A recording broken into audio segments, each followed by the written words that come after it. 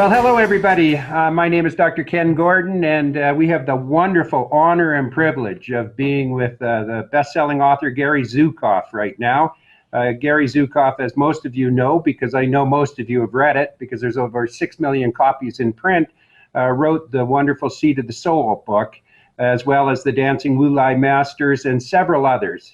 He and his partner, Linda Francis, are key instruments in the Seed of the Soul Institute, which operates out of Oregon. And so I welcome you, Gary. I welcome you. And we've been together for a long time. Science of Mind, Centers for Spiritual Living, and you. So yes, yes, we certainly have, Ken. In fact, the first public talk that I ever gave after the Seed of the Soul was published was to a Science of Mind.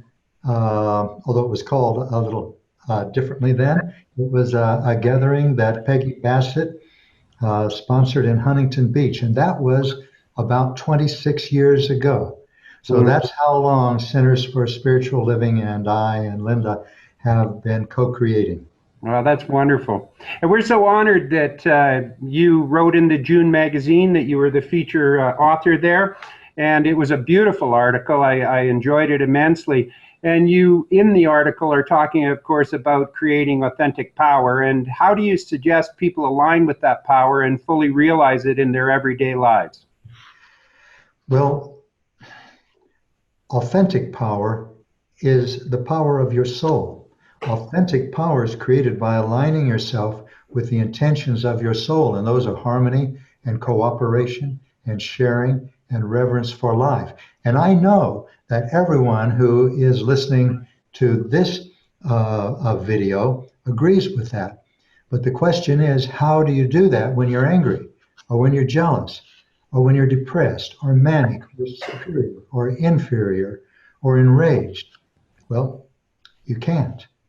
So then the question becomes, what do you do when you have when you have the commitment to align yourself with the intentions of your soul and you're experiencing one of these emotions? That's where creating authentic power comes in, because authentic power requires you to become aware of the difference within yourself between love and fear. And by fear, I mean all of those emotions: anger, jealousy, resentment, rage. And then in the moment, consciously choose to act from the healthiest, most loving part of your personality that you can.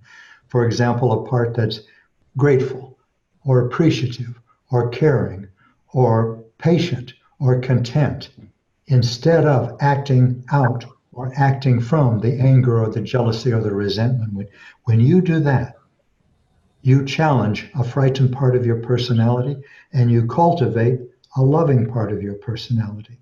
And that's how you create authentic power, choice by choice, decision by decision. And the world supports you. Yes, and the universe supports you as well. You know, here at CSL, we talk about the true self being rooted in our consciousness. So how do you consider true self, and how can we transform that consciousness to that true self? Is that the same thing? That's the soul. But if you want to say, what is my true self? What is your true self? In our terms, I would say a compassionate and creative, powerful and loving spirit. And the pain in your life is a measure of the distance between your self-image and this reality. And by the way, I agree with you that it's the universe that supports us in creating authentic power. But I said the world so that you can understand in concrete terms what I mean. Whenever somebody is rude or betrays you or behaves in some way that is not what you want, and you feel a reaction, that reaction is the universe supporting you in creating authentic power, because that reaction draws your attention to those parts of your personality that you need to heal to move into your full potential. And moment by moment, you will not encounter, I don't mean just you, I mean me, I mean everyone, cannot encounter a single experience that does not serve directly the evolution of your soul, that does not allow you the opportunity to involve yourself consciously in the maturation of your personality and the evolution of your soul. And in fact, this is what we need to do now to evolve as a species and to evolve individually. That's my orientation, and I love sharing it because as I've discovered that it's really the orientation of so many other people. And that's because hundreds of millions of us are becoming multisensory. We're expanding beyond the limitations of the five senses, and this is changing everything. Well, I agree.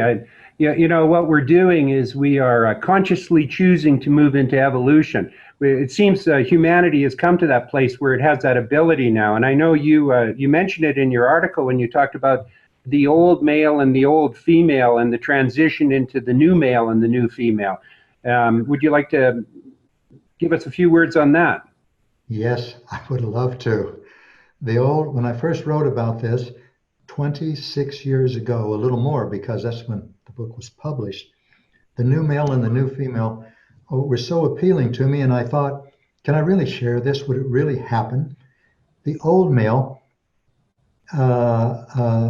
is fulfilled by providing and protecting. The old female is fulfilled by bearing and raising children. It's a natural division of labor, and everyone is aware of it. The new male is intuitive, caring, aware of his emotions, and doesn't need a female to bring these qualities into his life. A new female is competent in every physical and social arena. She can become the head of a nation, the head of a corporation, the head of an airplane. She can become a contractor or a plumber. She can do anything. She doesn't need a man to provide and protect for her. She can do that herself. So now, if you look around, it's the new males and the new females are everywhere. You see the new females. One is probably going to become the president of the United States shortly. If it's not in this next election, it will be. It's only a matter of time. You see women heading the largest corporations in the world and in the country. You see women who are remarkable in every way as architects, as attorneys, as physicians. And you see the new male everywhere. You see the new male in airports, like I travel a lot, and there they are with their infants, nurturing them. There they are as stay-at-home dads. But they can fill any role that they choose, the new female and the new male, given only the limitations of their aptitudes and their interests. It's remarkable. This is a part of multisensory perception. This is a part of the new understanding of power as the alignment of the personality with the soul rather than as the ability to manipulate and to control. Yeah. So what I'm hearing specifically is that as we move forward consciously in this thing that we call evolution, that what we're doing is we're really beginning to balance certain halves and parts of our being, balancing the right brain, the left brain, balancing the female and the male in our lives, and stepping into a more equal situation in the world around us. Is that correct? Yes, you could put it in terms of left brain and right brain and balance, but balance to me would mean equality. And when one personality looks at another, there's never equality. That's another way of saying that every personality, like every snowflake, is unique. You know, you have qualities that I don't. When I want to learn a Mandarin, I go to a Mandarin speaker because they're superior in that ability. But so personality to personality communication and relationship is never one of equals. But soul to soul connection, that's something else. That's where the equality is. And as we become multisensory, we are able to see other people not only as personalities, like I am male, white, American, a grandfather, but we're able to see personalities like costumes that people wear, that souls wear in the Earth School. And once you see that, you become more interested in what's wearing the costume than the costume itself.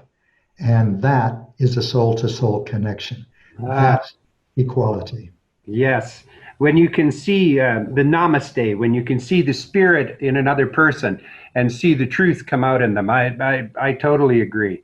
I think that that's seeing past all of the different forms that we have in our experiences. Yeah, you also talked in the article that you believe in that souls return to light school, which is a very Buddhist concept as far as I can figure out. And your philosophy, can you share a little bit of your philosophy around consciousness creating karma? Oh, yes. It is reincarnation. It's Buddhist, it's Hindu. And these are not new in the human experience, but what is new is the entire human species becoming multisensory within a few generations. And we become aware of the dynamic of karma as a reality. And it is simply this, that what we choose, what we create with our energy comes back to us in the form of someone else treating us in exactly the same way. Let me not be so ambiguous about this. It is consciousness that creates karma. First of all, you have to act to create karma. You can't just be angry at someone and that creates karma. But if you act on anger, then you will experience at some time someone being angry at you. And if you look at this and spend a little time with it, as I have, because I've had to, looking at my life, I'm beginning to see, in fact, I see that every experience is a karmic necessity. And when you look at it that way, what's the sense of getting angry at someone because they've given you an opportunity to create authentic power? Because you betrayed someone in the past and now you're experiencing betrayal. Maybe you left your fiance at the altar.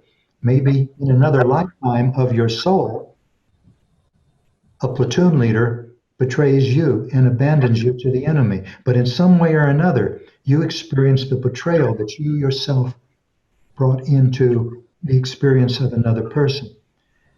So when you see that, you can see that you're getting an opportunity, a message. This is an opportunity to grow spiritually. Now, if you react to that personally, then you become angry again. You want to sue them. You want to make them wrong. You shout. You become all of those things, and you create karma again. And again, you encounter that at some time in your lifetime or the lifetime of another personality of your soul. This is what the Buddhists call the wheel of suffering or samsara. But if you respond instead of react, when someone betrays you, when someone's angry at you, when someone does something that you don't want, you still create karma. You always create karma, but you create a different quality of karma. If you respond with patience, with love, with understanding, with compassion, that's what comes back into your life. Understanding, patience, compassion. So you choose your future with every decision you make in the present. What future do you want to bring into your life? One of anger and jealousy and resentment? Yeah, I did that for years. In fact, now that I think about it, I've probably done it for centuries.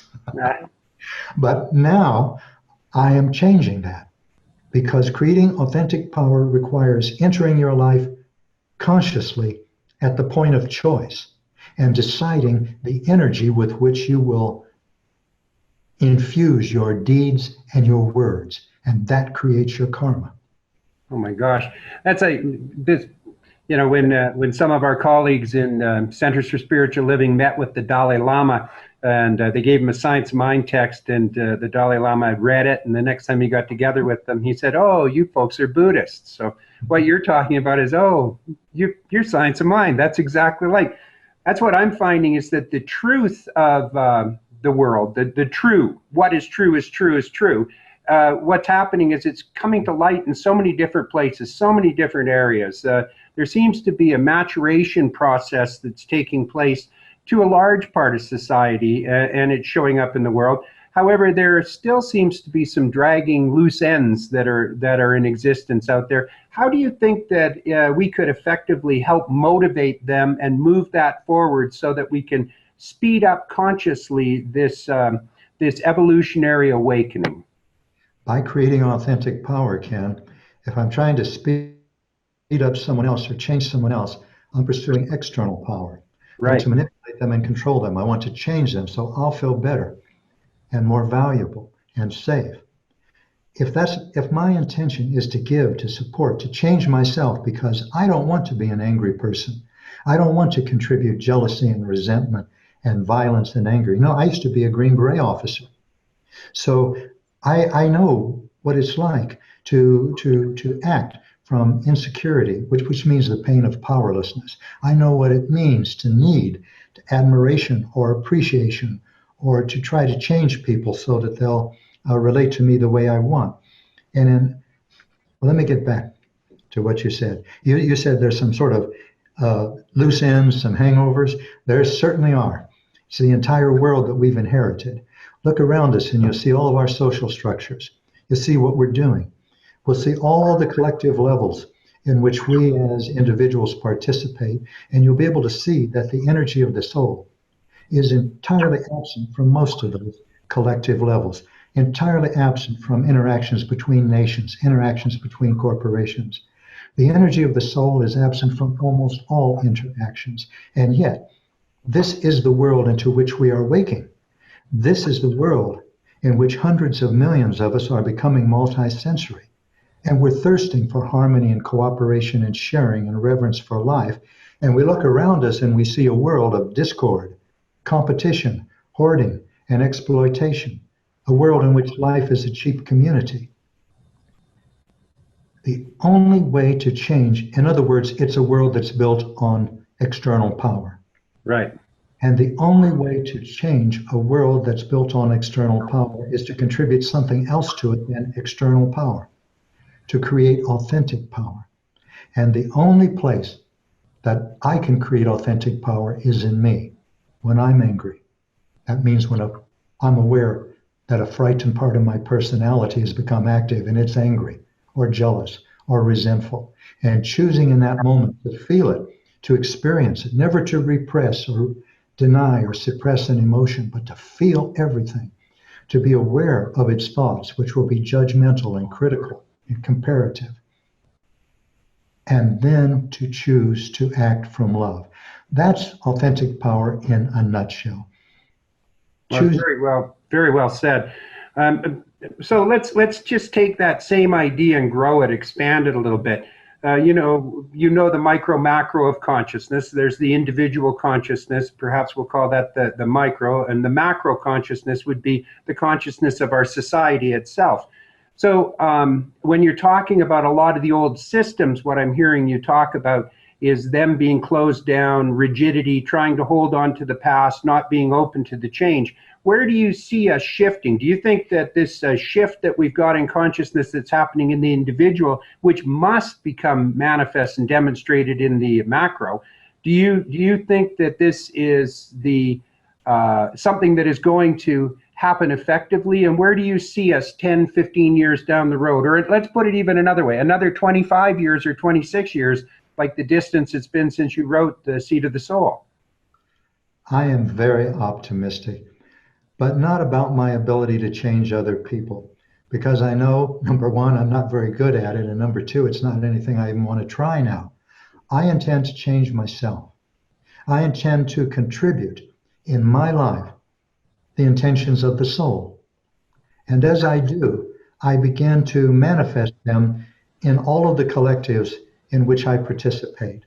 The collective of my biological family, the collective of my neighborhood, the collective of my town, the collective of my region, state, nation, the collective of masculinity, the collective of males, the collective of race. In this case, mine is Caucasian. In other words, I am doing my all to create in me a universal human, a human beyond nation, beyond culture, beyond religion, beyond economic circumstance, beyond race, sex, a human that is a citizen of the universe first, and all else second. In other words, a citizen of the universe and American second. A citizen of the universe first and male second. A citizen of the universe first and white second. Everything is second to being a citizen of the universe. As we become multisensory, we don't acquire authentic power naturally. We acquire multisensory perception naturally. But we have to create authentic power. And no one can predict what you're going to do, what I'm going to do, what anyone else is going to do. But I know that I need to create authentic power. I need to become the authority in my life. And this is the basis of a universal humanity. This is the potential of a multisensory humanity. And in fact, it's more than the potential. We're no longer five sensory and evolving by surviving and surviving by pursuing the ability to manipulate and control external power. We're multisensory. We're evolving by growing spiritually, if we do, and we grow spiritually by creating authentic power. So if you're waiting for the 100th monkey to become authentically powerful, if you're waiting for the critical mass to form, you're disempowering yourself. It's your responsibility now. It doesn't matter what other people are doing. What matters is what you do. You are a powerful and creative, compassionate, and loving spirit. That's what you asked me at the beginning of our talk. What do I feel the true self is?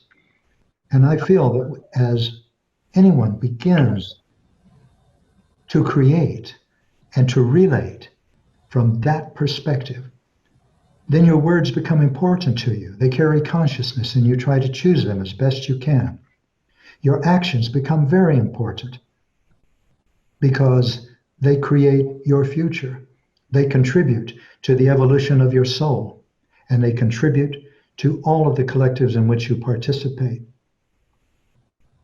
Well, I think you're doing a marvelous job of it, Gary. I think you certainly have demonstrated a wonderful life and the transitional changes that you've gone through. I can only imagine what it must have gone through as a young man, as a Green Beret in Vietnam, to being a spokesperson for true self and consciousness in the world today. And also, you've written several books. Are you working on anything right now? You doing anything new? Yes, always. And I'm really looking forward to completing. In fact, I've been working on this one for about 20 years. And it's everything that I and Linda and I have done has mostly focused on authentic power as an individual, subjective, personal phenomenon. Now I want to look at the social, objective, collective aspect of it. And we already touched on that. Our social structures, they're all becoming dysfunctional on the way to dissolution. And that's because they're all built on external power, on the perception of power as the ability to manipulate and to control.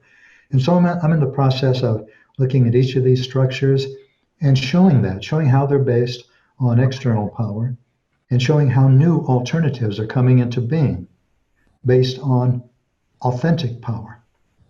And it's only one world that's changing.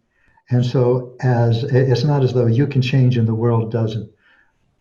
But the causality, you might say, the direction of causality is different from the perspective of multisensory perception. From five sensory beings think that the outside world determines their consciousness.